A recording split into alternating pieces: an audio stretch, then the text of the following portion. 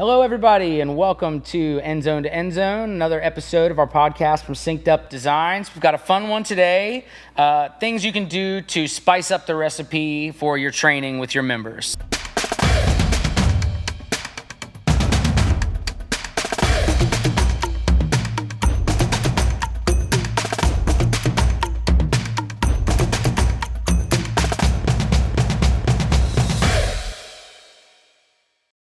Yep, just a little bit of unorthodox techniques that we can kind of throw into the mix.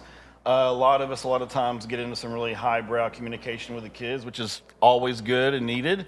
But sometimes we just need a little bit of fun and a little wrench thrown in the mix, you know.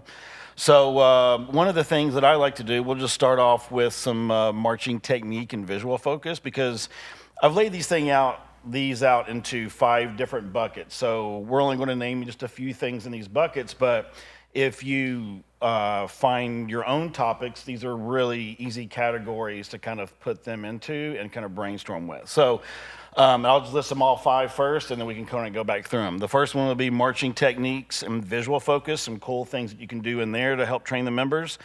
Listening and communication skills, and just being able to develop unique things that bring them into that world a little bit.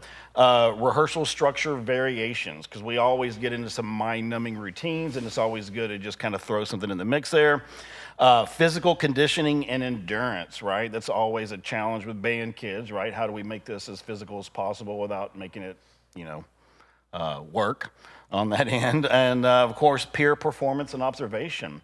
Too often we're training the members, but they rarely get to see it from the staff's point of view and like how and why they're being commented on certain things. So those 5 particular things, I feel you can develop cool exercises and tricks and gimmicks that kind of bring out the best in the members based in those buckets. So the first one is the marching technique and visual focus. So one thing that I really like to do and I find a lot of value in is filling up a cup of water, putting it on a snare drummer, quad drummer, or even a brass player. They're holding it up as if they're going to play with their arms, right, in a playing position, and you have them march your basic technique. It could be really slow, 100 beats a minute, 80 beats a minute, could be 160, 180, whatever it is, but you want to see how much water's left in their cup at the end of it. And the cool thing is they work a lot harder and figure more things out about their body and how to move really smoothly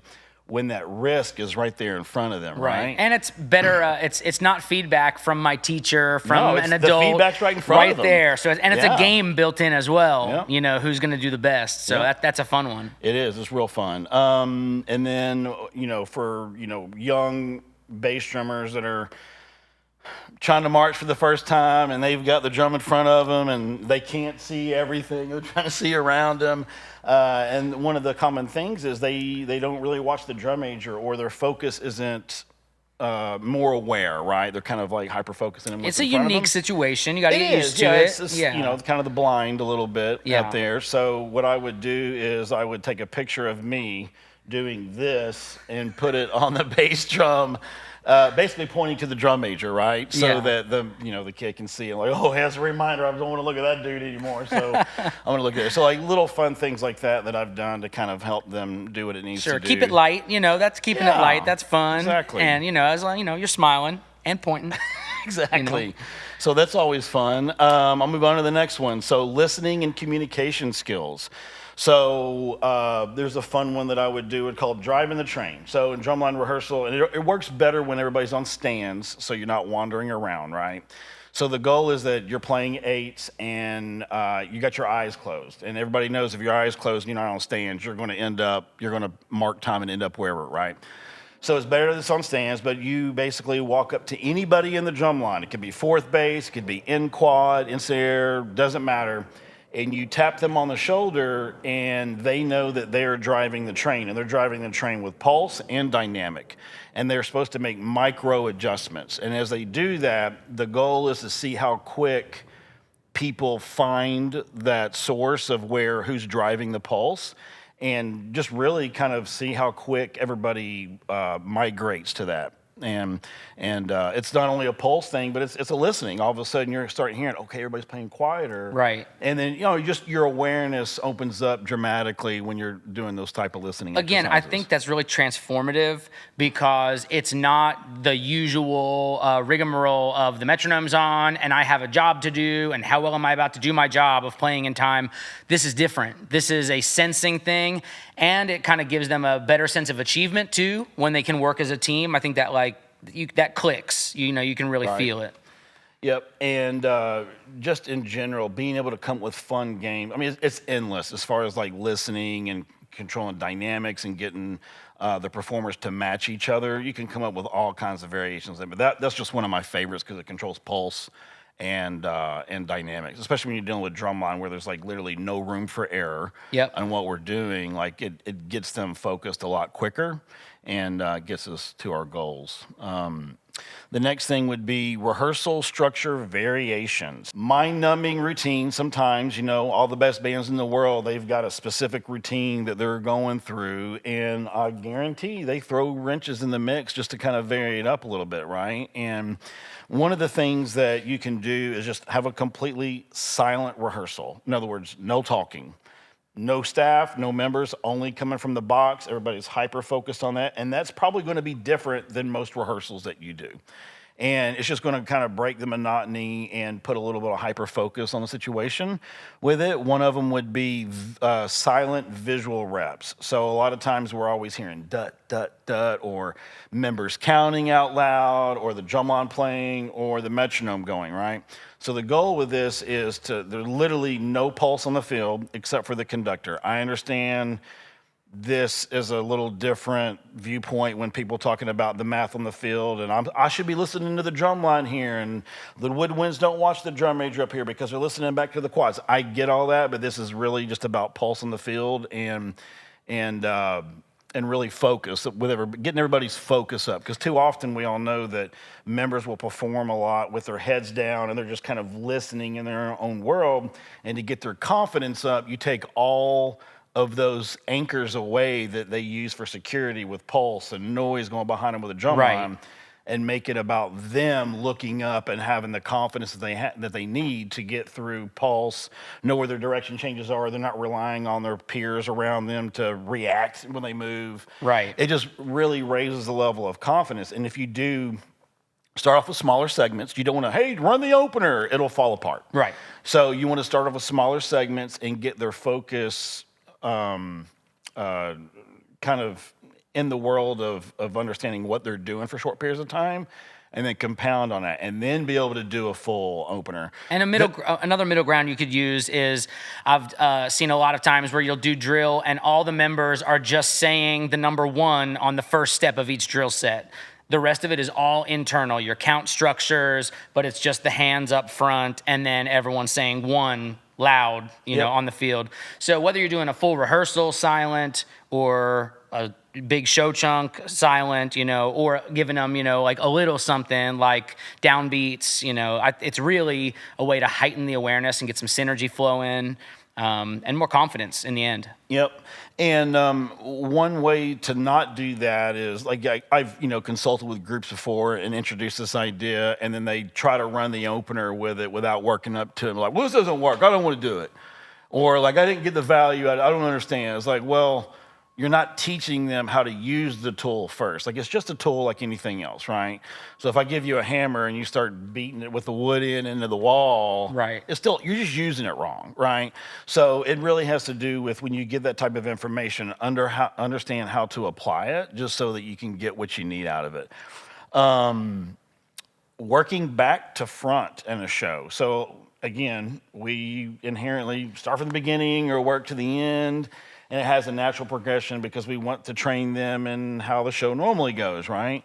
Well, start working from the back end to the front, and maybe that might trigger some different involvement mentally with the members, but it definitely breaks up the monotony a little bit. Sure. And it just kind of you're still going to get the same stuff done. You're just different way to skin the cat or whatever, and it's a different mental process. And if you're a staff member or a director who finds yourself getting to the end of rehearsals and you didn't get the last few things on your checklist done, well, if you're always going front to back, you could systematically wind up with a week, back half of the show, back half of every movement, back half of everything. And, you know, what they always say in any theatrical performance, musical performance, you have to start really well, you have to end really well. So, you know, a back to front rehearsal can, you know, help shore up your success there. Absolutely. The next thing, and I'm sure before I go on to the next thing, there's many tips and tricks that you could do to kind of vary up your rehearsal techniques. We just named a few to kind of get the juices going. So the next one is physical conditioning and endurance. I'll speak to the drummers specifically because we have to use more muscles than most kids realize they even have. At times, once you start picking up the drums and it's pulling on your lower back, once that snare drum comes down, the quads are further out. It can be painful at first, but the kids that really want to do it, they end up sticking with it and they fight through the pain, and eventually it just doesn't hurt anymore, right? Correct. But you have to get through that initial, like, what am I doing here? Yeah. Type of situation. And what I found is getting them to build the muscles as quickly as possible is have them stand in a position as if they were in a full extended crab step, right? And they get on their platform, and now they are presenting their body weight and trying to balance on their platform as if they were crabbing, and have them stand there for the whole duration of a warm-up. And they're standing there with the presence and understanding how to get their body up to fill up the carrier. And then during the count off, they come down and relax. But they don't mark time during this. We're just building muscles and up on the platform to know what it feels like. And then another way to do that is maybe like during actually marching band rehearsal when the director's working with the flutes for 30 seconds a minute, the full drum line, calf raises, nice and slow, and somebody counts it off, and don't do it fast and furious and do it slow, feel the burn and really work the muscles. But most importantly, stand in the positions that you're going to use those muscles in. And that's how you're going to develop those really quickly. Yeah. I mean, you don't need big shoulders and biceps to march well and carry your instrument well, right? That's not it. We're talking about calves and feet, foundation, strong enough legs, and core muscles to keep everything stable. And like Shane said, the first 3 weeks of wearing any marching battery instrument for the first time, you're gonna feel muscles being created, or, you know, waving their hand at you that you've never felt, even if you just switched instruments. I remember I marched, you know, a season or two on bass drum and felt like, okay, I got over that part. And just switching to snare drum, similarly weighted drum, just weight was different. I had to kind of go through that again just a little bit, but by then, you know, like, oh, this is temporary, I'm gonna get through it. So yeah, I mean, yes, it does burn, but get yourself through it. Tell yourself about all the thousands of people who have gone through that little rite of passage and then had the time of their lives playing those instruments like you wanted to. So, like, you can do it. Yep. You'll be one of a kind after that. Absolutely. Chop building. So you got to be able to physically play past what you're asked to do in a performance. And what I like to do when I'm training younger performers is we'll start off playing buzz rolls first and foremost. We won't play eights the first day, probably at all. And what we do is we train touch and weight of the stick and everything through buzz roll, because if your stick is too tight, you got za buzz roll. If your fingers and your fulcrum's too loose, you get kind of a dirty sound and roll. It's all over itself. But so once you can kind of figure out that touch with a buzz roll, everything else past that is easier to explain touch-wise when you talk about the tone of the stick and things like that.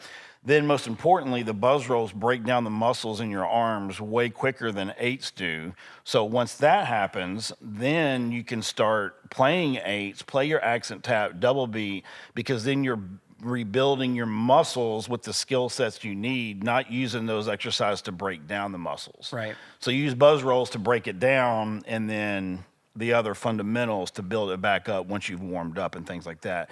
And you'll find out that you're going to warm up a lot quicker.